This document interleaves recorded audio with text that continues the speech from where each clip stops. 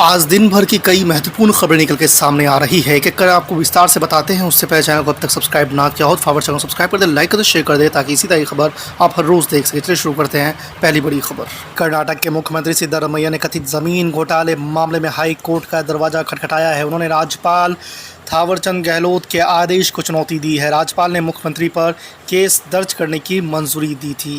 आपको बता दें कि सिद्धारमैया ने इन आरोपों को निराधार बताते हुए खारिज कर दिया था। कर्नाटक के राज्यपाल थावरचंद गहलोत ने भी मुख्यमंत्री को कारण बताओ नोटिस जारी करके पूछा है कि उनके खिलाफ मुकदमा चलाने की अनुमति क्यों ना दी जाए। केंद्र सरकार ने सुप्रीम कोर्ट में कहा है कि 3 तलाक समाज में वैवाहिक व्यवस्था के लिए खतरनाक है और यह मुस्लिम महिलाओं की हालत दयनीय बना देता है। केंद्र सरकार ने हलफनामा दाखिल करके सुप्रीम कोर्ट में यह तर्क दिया है। केंद्र सरकार ने कहा है कि मुस्लिम समुदाय में जारी 3 तलाक के खिलाफ सुप्रीम कोर्ट का 2017 का आदेश भी तलाक के केसों को कम नहीं कर पा रहा है। ऐसे में इसे क्रिमिनलाइज करना ज़रूरी है। महाराष्ट्र में विधानसभा चुनाव से पहले महाविकास आघाड़ी गठबंधन की टेंशन बढ़ती नजर आ रही है। कांग्रेस विधायक जिशान सिद्दीकी ने सोमवार को उप मुख्यमंत्री अजीत पवार के नेतृत्व में राष्ट्रवादी कांग्रेस पार्टी की जन सम्मान यात्रा में हिस्सा लिया। इस दौरान उन्होंने कहा कि कांग्रेस उनकी उपेक्षा कर रही है। यह यात्रा दोपहर में मुंबई के बांद्रा ईस्ट पहुंची, जहां से सिद्दीकी कांग्रेस विधायक है। सिद्दीकी के पिता और पूर्व विधायक बाबा सिद्दीकी हाल ही में कांग्रेस छोड़कर अजीत पवार के नेतृत्व वाली पार्टी में शामिल हो गए थे। 17 महीने जेल में बिताकर बाहर आए दिल्ली के पूर्व उप मुख्यमंत्री मनीष सिसोदिया ने कहा है कि जेल जाने के बाद यदि मुख्यमंत्री अरविंद केजरीवाल ने इस्तीफा दिया होता तो सरकार पर खतरा उत्पन्न हो सकता था। सिसोदिया ने यह जवाब तब दिया जब उनसे पूछा गया कि जेल जाने के बाद उन्होंने पद छोड़ दिया, लेकिन केजरीवाल ने ऐसा क्यों नहीं किया। मनीष सिसोदिया ने कहा है कि भाजपा की साजिश को नाकाम करने के लिए अरविंद केजरीवाल ने इस्तीफा नहीं दिया। बिहार के मुख्यमंत्री नीतीश कुमार ने एक पेड़ को राखी बांधा। सीएम द्वारा पेड़ को राखी बांधने की इस तस्वीर के पीछे की कहानी भी बड़ी ही दिलचस्प है। आपको बता दें कि दरअसल इससे पहले 13 अगस्त 2012 को रक्षाबंधन के अवसर पर मुख्यमंत्री ने बिहार वृक्ष सुरक्षा दिवस का शुभारंभ किया था। इसके बाद से मुख्यमंत्री हर साल रक्षाबंधन के शुभ मौके पर पेड़ को राखी ज़रूर बांधते हैं। मुख्यमंत्री नीतीश कुमार ने इस दिन बिहार वृक्ष सुरक्षा दिवस के तौर पर मनाए जाने का ऐलान भी किया। अनुसूचित जाति जनजाति के आरक्षण के मामले क्रीमी लेयर पर सुप्रीम कोर्ट के निर्णय के विरोध में देश भर के अलग अलग संगठनों ने 21 अगस्त को भारत बंद का आह्वान किया है। बहुजन समाज पार्टी ने भारत बंद का समर्थन करते हुए इसमें बढ़ चढ़कर हिस्सा लेने का ऐलान किया है। इसे लेकर बसपा के महासचिव सतीश चंद्र मिश्रा ने सोशल मीडिया प्लेटफॉर्म एक्स पर पोस्ट लिखते हुए कार्यकर्ताओं से फैसले का पुरजोर विरोध और शांति की भी अपील की है। रक्षाबंधन पर समाजवादी पार्टी के प्रमुख अखिलेश यादव ने आधी आबादी यानी महिलाओं के लिए बड़ा दांव चला है। अखिलेश यादव के निर्देश पर सपा के समाजवादी सबला सुरक्षा वाहिनी का गठन किया है। इसके गठन के पीछे की मंशा पर अखिलेश यादव ने कहा है कि यह आधी आबादी की पूरी आज़ादी का अभियान है, जिसका शुभारंभ के लिए रक्षाबंधन जैसे पावन पर्व से अच्छा अन्य कोई पर्व और क्या हो सकता है। लेकिन ये कोई एक दिन का पर्व नहीं होगा, बल्कि हर पल हर जगह हर दिन सक्रिय रहने वाली जागरूकता का चेतनीय रूप होगा, जो महिलाओं को सुरक्षित रखते हुए आर्थिक रूप से सशक्त करते हुए एक बड़े सामाजिक मानसिक बदलाव की ओर ले जाएगा। बिहार में इन दिनों सरकारी नौकरी और रोजगार देने की घोषणाओं की बौछार चल रही है। बीते 15 अगस्त को मुख्यमंत्री नीतीश कुमार ने गांधी मैदान से 12 लाख नौकरी और 34 लाख रोजगार देने का ऐलान किया है। आपको बता दें कि इस बीच बिहार बीजेपी के अध्यक्ष और नीतीश सरकार के मंत्री दिलीप कुमार जायसवाल ने तेजस्वी यादव पर बड़ा निशाना साधा है। उन्होंने कहा है कि वे पिता के नाम पर राजनीति कर रहे हैं, खुद में चपरासी बनने की भी काबिलियत नहीं है। बिहार और झारखंड भले ही एक दूसरे से अलग होकर स्वतंत्र राज्य बन गए, लेकिन दोनों राज्य संस्कृति, राजनीति समेत सभी मामलों में एक दूसरे से अछूत नहीं है। यही कारण है कि झारखंड में चल रहे सियासी उठापटक पर बिहार में भी राजनीति तेज हो गई है। झारखंड मुक्ति मोर्चा के वरिष्ठ नेता और पूर्व मुख्यमंत्री चंपाई सोरेन ने शिबू सोरेन और झामुमो से बगावत कर दिया है। उनके भाजपा में शामिल होने के कयास लगाए जा रहे हैं। इस पर बिहार के पूर्व मुख्यमंत्री और नरेंद्र मोदी सरकार के मंत्री जीतन राम मांझी का बड़ा बयान सामने आया है। उन्होंने चंपाई सोरेन को एनडीए में स्वागत किया है। यूक्रेन के साथ लड़ाई में उलझे रूसी राष्ट्रपति पुतिन पर अब संकट गहरा गया है। यूक्रेनी सेना ने पहले रूस के पश्चिमी शहर कुर्स्क में तबाही मचाई, अब उसने दक्षिणी हिस्से में तबाही मचा दी है। रविवार सुबह यूक्रेन ने रूस के दक्षिणी रोस्तव क्षेत्र को निशाना बनाया। यूक्रेन ने यहां तेल भंडार पर हेलीकॉप्टर साइज के दौरान गिराए, इससे यहां आग लग गई है। सोशल मीडिया पर जारी वीडियो में आग लगने से घना काला धुआं और आग की लपटें दिखाई दे रही है। यमन युद्ध को लेकर पूर्व सऊदी अधिकारी ने एक चौंकाने वाला दावा किया है। अधिकारी ने कहा है कि क्राउन प्रिंस ने यमन युद्ध के लिए किंग के जाली हस्ताक्षर किए हैं। पूर्व सऊदी अधिकारी ने एक रिपोर्ट में आरोप लगाया कि सऊदी अरब के क्राउन प्रिंस मोहम्मद बिन सलमान ने शाही आदेश पर अपने पिता के जाली हस्ताक्षर किए। इस आदेश के बाद ही यमन के हूती विद्रोहियों के खिलाफ युद्ध की शुरुआत हुई थी। राष्ट्रीय राजधानी दिल्ली में लोग उमस भरी गर्मी का सामना कर रहे हैं। मौसम विभाग का कहना है कि दिल्ली के साथ ही एनसीआर के इलाकों में भी ऐसा ही मौसम देखा जा रहा है।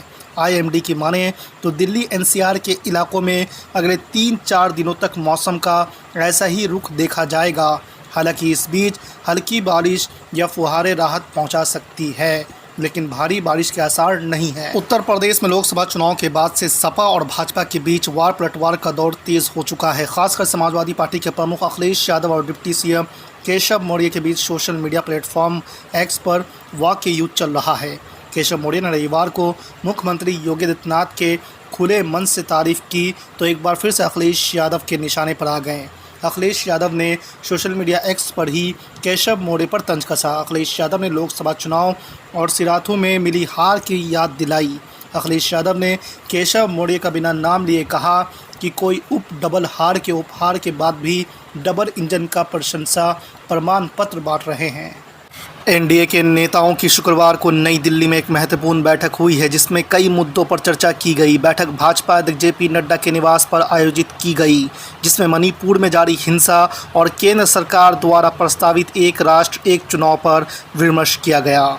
आपको बता दें कि केंद्रीय मंत्री किरण रिजिजू ने मणिपुर की स्थिति पर चर्चा करते हुए बताया कि सरकार क्षेत्र की बुनियादी ढांचा विकास पर ध्यान दे रही है और हिंसा को नियंत्रित करने के लिए कदम उठा रही है। कोलकाता में महिला डॉक्टर से दुष्कर्म और हत्या की घटना के विरोध में आज यानी शनिवार को इंडियन मेडिकल एसोसिएशन ने 24 घंटे की देशव्यापी हड़ताल का आह्वान किया है। एसोसिएशन ने सरकार से मांगों की एक लिस्ट भी तैयार की है। इसमें यह भी कहा गया है कि अस्पतालों को सेफ जोन बनाना चाहिए, जिससे कि डॉक्टरों की सुरक्षा सुनिश्चित हो सके। पश्चिम बंगाल में राष्ट्रपति शासन को लेकर विपक्षी मांग पर राज्यपाल ने कहा कि मांग तो मांग होती है, अब देखना है कि होना क्या है। एक राज्यपाल के रूप में मैं स्थितियों को समझता हूँ। संविधान में बहुत सारे विकल्प हैं, मैं बहुत ज़्यादा लोगों के बीच नहीं आना चाहता। हालांकि जो भी करना होगा वो संविधान के दायरे में ही किया जाएगा। उन्होंने कहा कि बंगाल की स्थिति के लिए मुख्यमंत्री ममता बनर्जी जिम्मेदार है। कर्नाटक के राज्यपाल ने मैसूरू शहरी विकास प्राधिकरण भूमि आवंटन घोटाले के संबंध में मुख्यमंत्री सिद्धारमैया के खिलाफ मुकदमा चलाने की मंजूरी दे दी है। इस पर मुख्यमंत्री सिद्धारमैया ने निशाना साधा है। अभियोजन की मंजूरी पर मुख्यमंत्री सिद्धारमैया ने कहा है कि कर्नाटक के राज्यपाल का फैसला संविधान विरोधी और कानून के खिलाफ है, इसे अदालत में चुनौती दी जाएगी। दिल्ली में सीवर ओवरफ्लो की बढ़ती शिकायतों को लेकर जल मंत्री आतिशी मुख्य सचिव नरेश कुमार को पत्र लिखकर नाराजगी जताते हुए शिकायतों को निपटारे का आदेश दिया है। उन्होंने लिखा है कि बार बार कहने के बाद भी अगर कार्रवाई नहीं हो रही है तो इसके लिए जिम्मेदार अधिकारियों पर कड़ी कार्रवाई की जाए। उन्होंने मुख्य सचिव को लिखे नोट में सीवर ओवरफ्लो से प्रभावित कई इलाकों का जिक्र करते हुए कहा है कि ब्यूरोक्रेसी के मुखिया होने के नाते आपकी जिम्मेदारी है कि इसका समाधान किया जाए। बहुजन समाज पार्टी की प्रमुख मायावती ने 59,000 सहायक अध्यापकों की भर्ती के लिए नई चयन सूची तैयार करने के इलाहाबाद उच्च न्यायालय के लखनऊ बेंच के आदेश का शनिवार को स्वागत किया है।